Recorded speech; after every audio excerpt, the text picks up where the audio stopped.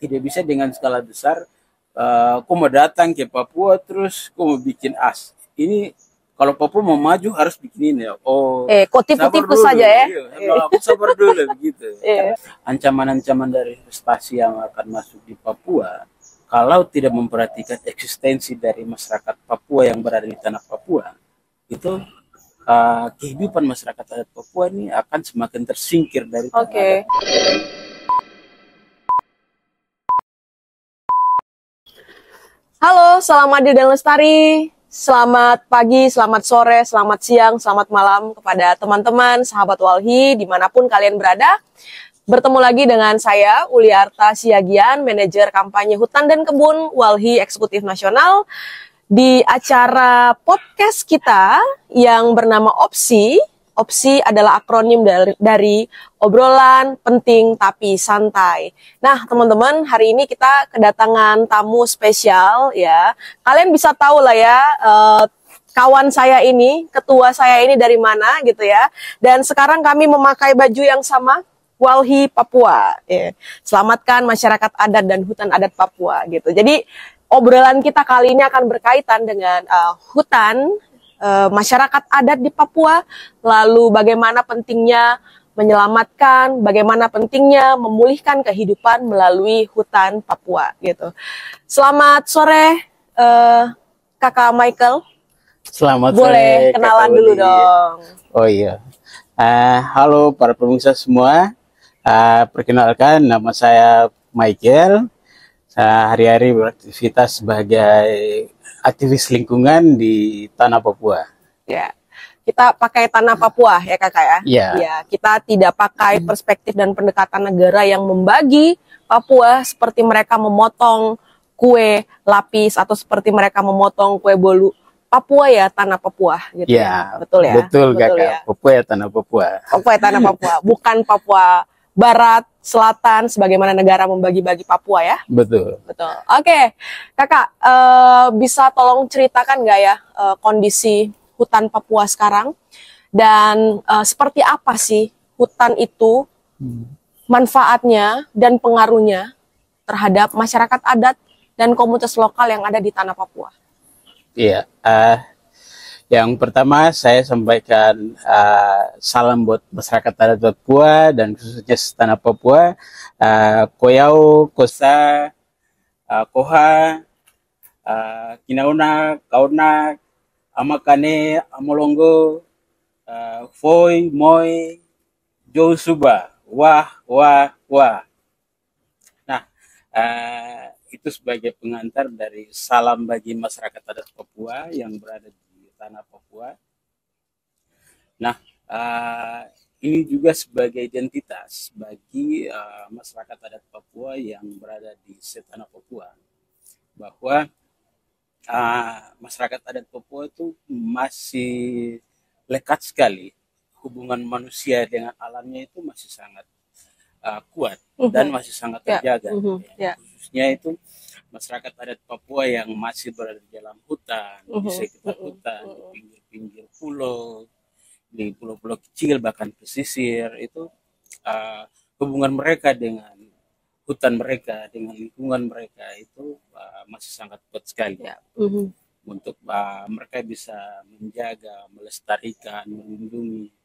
Dan hutan itu juga sebagai rumah bersama, rumah mereka bagi masyarakat adat Papua di Papua, untuk mereka bisa mencari, mereka bisa berburu, mereka tempat mereka tinggal.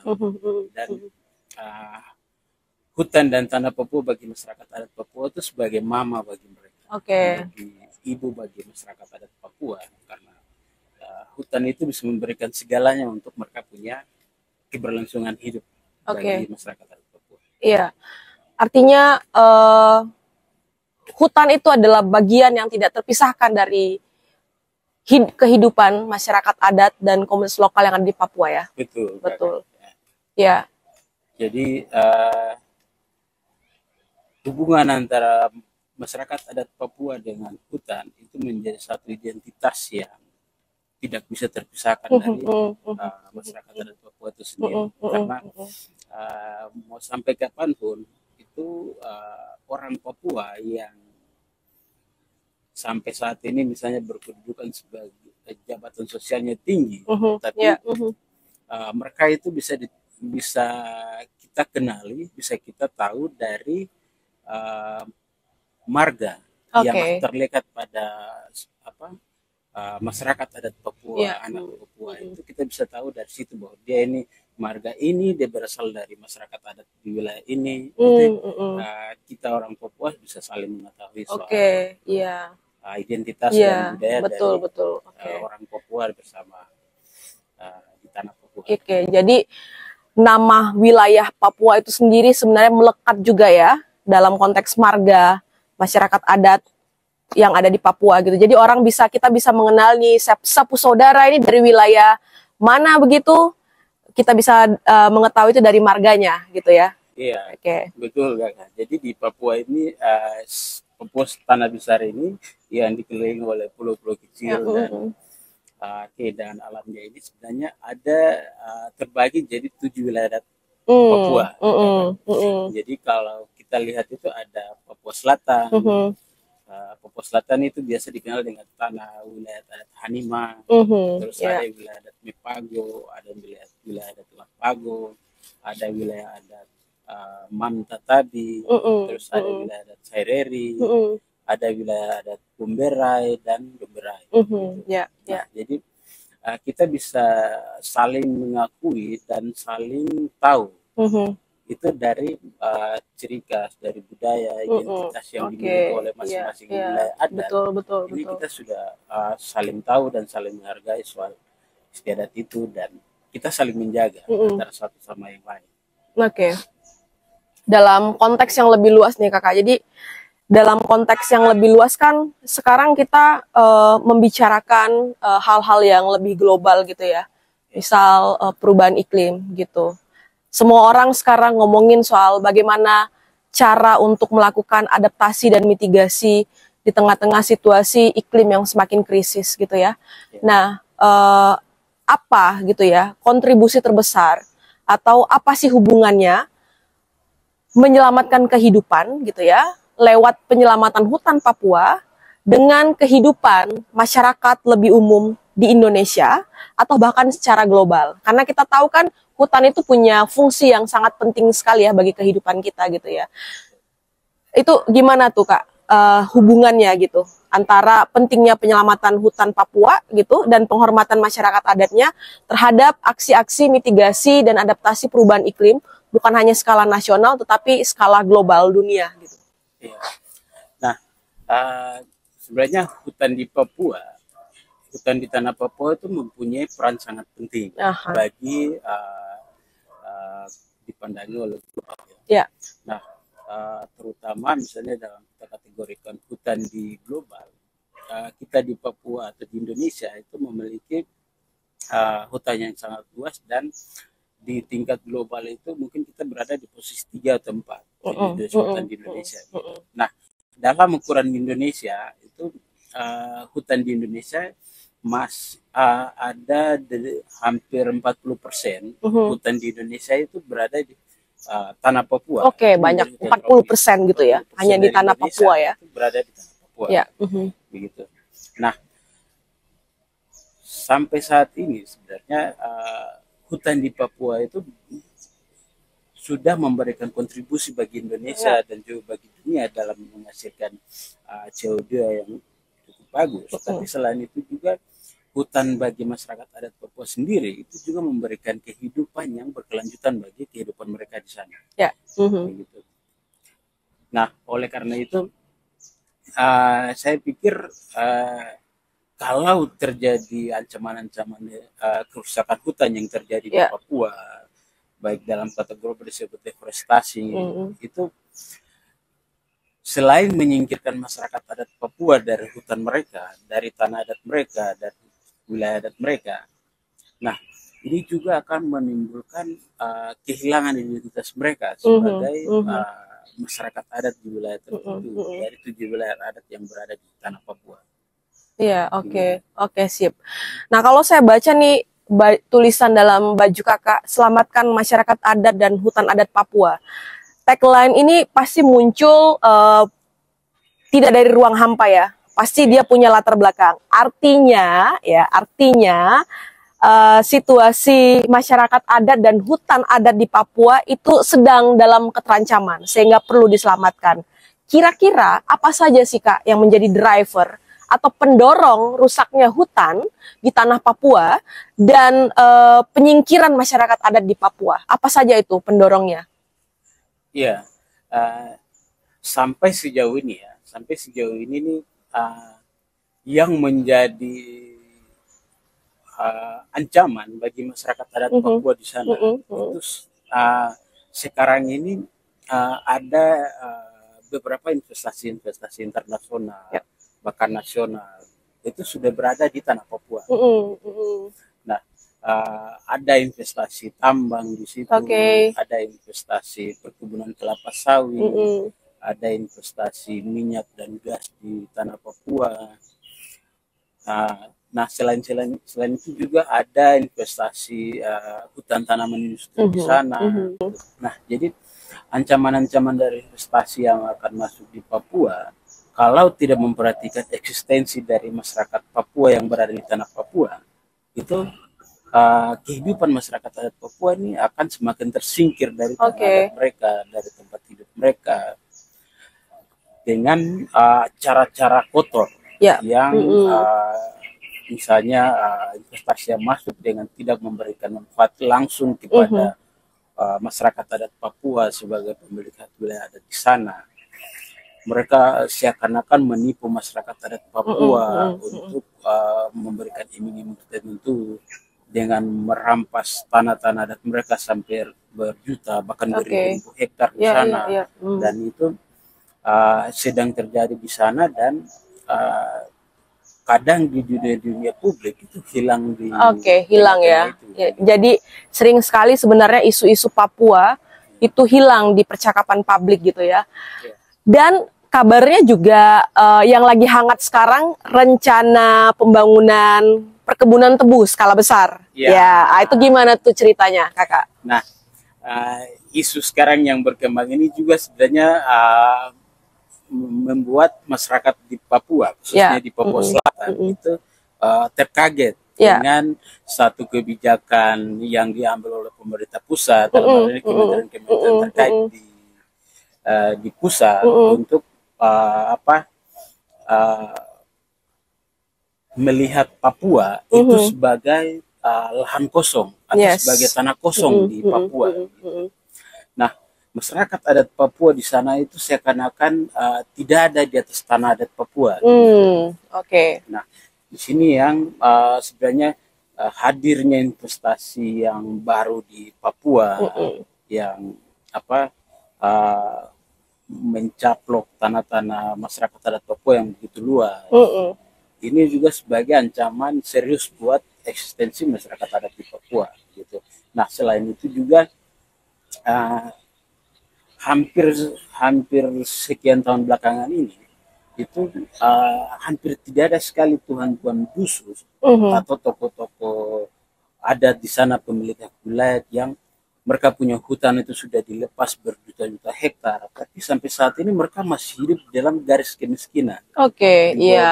Ada sebuah kontradiksi gitu ya. Betul. Pemerintah bilang bahwa ketika wilayah itu dikelola oleh perusahaan, oleh korporasi akan mendatangkan kesejahteraan gitu, tapi ternyata enggak gitu.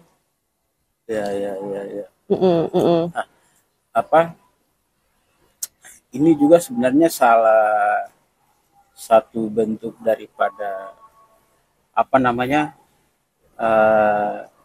ketidaktahuan masyarakat adat Papua yang tidak tahu informasi yang membuat pemerintah Papua atau pemerintah pusat membuat kebijakan-kebijakan yang sebenarnya harus itu disosialisasikan ke masyarakat adat Papua. Itu hampir jarang sekali masyarakat adat Papua khususnya di lahan-lahan yang menjadi konsesi itu mereka tidak tahu semua gitu, karena kita tahu di Papua itu tanah-tanah di Papua itu semuanya itu milik komunal gitu, milik marga, milik suku. Nah, tentu ini juga akan merugikan suku-suku yang lain atau marga-marga yang lain di Papua. Oke. Artinya ada isu baru, ada program baru, pembukaan secara besar-besaran untuk perkebunan tebu. Juga sepertinya Papua masih dibayang-bayangi oleh rencana pembangunan food estate juga ya kakak ya. Di publik masih ada percakapan bahwa pemerintah berencana membangun food estate di tanah Papua. Tapi sebenarnya apakah benar soal pangan, bukan hanya di Indonesia, tapi di Papua sendiri khususnya, itu terjawab oleh terjawab oleh program food estate, atau malah sebaliknya, sebenarnya food estate itu akan membunuh pangan masyarakat adat di tanah Papua? Iya. Nah, sejauh yang kita lihat di tanah Papua, ini sebenarnya masyarakat adat Papua itu berada di posisi korban di atas korban. Oke. Nah, kenapa kita sebut korban di atas korban? Karena menurut kami program food estate yang didorong oleh pemerintah pusat atau pemerintah daerah ini sebenarnya tidak sesuai dengan konteks lokal Papua. Oke, ya. Nah, kerugian yang masyarakat adat dapatkan itu lebih besar daripada program-program nasional yang ada di Papua. Nah, bayangkan saja mereka punya hutan yang begitu luas, itu dibabat dengan satu komoditi saja, dan sampai sejauh ini di beberapa daerah itu ada sudah terjadi kasus-kasus macam sudah ada hasilnya, sudah ada panen, tapi hasil pasarnya kemana? Jadi di situ yang kita bilang bahwa masyarakat adat Papua ini dia sebenarnya berada di atas korban, tapi masih terkorbankan juga itu soalnya karena mereka punya hutan luasnya sudah dibabat, Iya, dan di hutan itu ada pangannya sebenarnya kan? Betul, pangannya orang Papua itu ada di hutan yang justru dirusak oleh program food estate ala negara gitu ya. Betul. Jadi sebenarnya di Papua itu hutan itu menjadi rumah bagi mereka. Rumah itu tentu ada makanan di situ, ada obat-obatan di situ, ada tempat perlindungan. Masyarakat adat sebut hutan itu sebagai apotik mereka. Mereka bisa mencari obat secara alami di hutan, di alam mereka. Tapi juga di situ juga banyak sekali hewan-hewan buruan yang mereka bisa tangkap. Dan selain itu juga sebenarnya mereka itu tidak mengambil lebih daripada alam. Mereka cukup mengambil hasil-hasil alam yang disediakan oleh alam, dan mereka juga melestarikan dan merawat itu untuk keberlangsungan hidup mereka. Iya, itu tadi bukti bahwa sebenarnya aksi mitigasi dan adaptasi yang dibicarakan di forum-forum internasional gitu kan, didorong untuk dilakukan, justru sebenarnya itu sudah dilakukan lama oleh masyarakat adat gitu ya.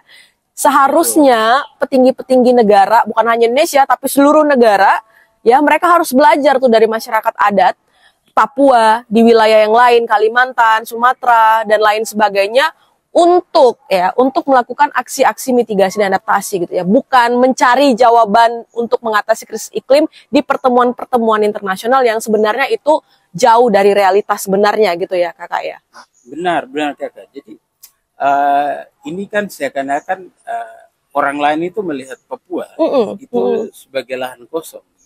Tapi sebenarnya di masyarakat adat Papua itu sendiri, mereka itu sudah punya pemetaan wilayah-wilayah di mana mereka harus mengambil air bersih, di mana mereka punya tempat lahan keramat, di mana mereka bikin kebun, di mana mereka mencari, melaut, itu mereka sudah punya pemetaan lokal di sana. Jadi mereka kalau misalnya membangun gereja, membangun sekolah, itu sebenarnya ada tempat-tempat yang sebenarnya mereka sudah sediakan. Jadi pemetaan ruang di tengah masyarakat adat itu sudah terjadi dari moyang mereka sampai pada saat ini itu masih terjadi di Papua. Dan tidak bisa dengan skala besar, kau mau datang ke Papua terus kau mau bikin ini kalau Papua mau maju harus bikin ini ya. Oh, kok tipu-tipu saja ya? Kalau aku sabar dulu begitu. Karena di tingkat rakyat, di tingkat masyarakat itu punya apa pemetaan wilayah sendiri. Gitu. Jadi kok jangan paksakan kita untuk mau dari perspektif pandangan bilang harus dengan maju itu harus begini, maju itu harus begini. Kita tidak begitu. Gitu. Jadi seakan-akan kita nih memaksa orang Papua untuk harus berkembang dengan satu proses yang dia tidak lewati itu. Begitu. Ya. Nah, sebenarnya di situ ya bahwa orang Papua atau masyarakat adat Papua butuh keadilan di situ. Betul. Keadilan di situ. Mereka ini sebenarnya bukan bodoh juga, tapi sebenarnya mereka ini tidak tahu. Tidak tahu soal bagaimana proses ini berjalan dari sini sampai ke sini dan apa yang mereka dapat dari situ. Nah, tentu ini yang membuat seakan-akan masyarakat adat Papua yang berada di Papua itu posisi saat ini terbelakang, terpinggir dan lain-lain. Tapi itu pandangan perspektif pemerintah atau pandangan perspektif orang lain kayak orang Papua. Gitu. Orang Papua cukup tinggal sederhana dengan dia punya hal-hal yang ada di alam dia, itu dia cukup bahagia dengan apa yang orang lain lihat ke Papua. Jadi tidak bisa aku datang ke Papua, aku lihat Papua begini terus Papua harus begini supaya kelihatan maju. Sabar dulu. Sabar bos. Harus bicara dulu. Siap, menarik nih. Nah, terakhir nih kakak, bagaimana atau apa yang harus dilakukan pengurus negara gitu ya untuk menyelamatkan hutan yang ada di tanah Papua sembari menghormati dan memenuhi hak masyarakat adat. Apa yang harus dilakukan pengurus negara nih? Nah, kita sebenarnya itu selalu memberikan pandangan-pandangan kita dan juga rekomendasi kepada pemerintah setanah Papua, baik itu pemerintah provinsi dan kabupaten, kota, bahwa dengan keadaannya tanah Papua yang saat ini sudah menjadi 6 provinsi, itu tentunya pemerintah sudah seharusnya itu membuat pencadangan hutan di tanah Papua. Gitu. Nah, kenapa pencadangan hutan di tanah Papua? Karena semakin terbukanya Papua dalam konteks pemekaran di Papua, ini tentu saja akan meningkatkan kerusakan hutan, deforestasi itu akan semakin cepat sekali terjadi dan dia akan melonjak naik setanah Papua. Gitu. Ya. Artinya pencadangan hutan itu maksudnya proteksi hutan tersisa ya di tanah Papua ya. Tidak dibuka lagi untuk perkebunan skala besar, tambang atau proyek-proyek pembangunan berbasis modal lainnya ya. Betul. Karena ya itu tadi saya bilang bahwa kedekatan masyarakat adat Papua dengan alam, dengan hutan itu masih sangat dekat sekali. Dan kalau tidak pemerintah pusat tidak memproteksi soal pencadangan hutan di Papua atau penyelamatan bentang alam di Papua terkait dengan itu tentu saja masyarakat adat Papua itu akan tersingkir dan terbelakang dan terjauh dari hak hidup mereka, dari yang seharusnya mereka dapat di Papua untuk menghidupi keluarga mereka. Mereka akan semakin terhindar, terpinggirkan. Terkait hak nih, kakak, apa yang harus dilakukan pemerintah untuk memenuhi, melindungi dan menghormati hak masyarakat adat? Teman-teman kelompok masyarakat adat misalnya mendorong agar terregulasinya pengaturan soal perlindungan dan pengakuan serta penghormatan terhadap hak masyarakat adat melalui undang-undang gitu ya, maka didorong RUU masyarakat adat. Nah, kira-kira selain itu apalagi tuh cara-cara untuk kemudian bagaimana negara bisa memenuhi haknya masyarakat adat di Papua? Iya. Nah, di Papua itu kan sebenarnya ada undang-undang otonomi khusus di Papua. Otsus ya. Otonomi khusus atau Otsus di Papua. Nah, kami pikir otonomi khusus ini juga bisa menjadi satu peluang besar untuk bagaimana dari pasal-pasal atau poin-poin dalam otonomi khusus itu bisa melahirkan perdasi atau perdasus untuk perlindungan dan pengakuan masyarakat adat Papua di masing-masing wilayah atau masing-masing wilayah adat ini. Nah, kenapa kami mendorong itu? Karena secara kita tidak sadar bahwa sebenarnya masyarakat adat Papua itu dipaksa atau ada sela atau ada semacam satu saman yang mereka itu sebenarnya tidak ikut mengikuti proses itu dan dipaksa untuk melompat ke tangga yang lain. Gitu.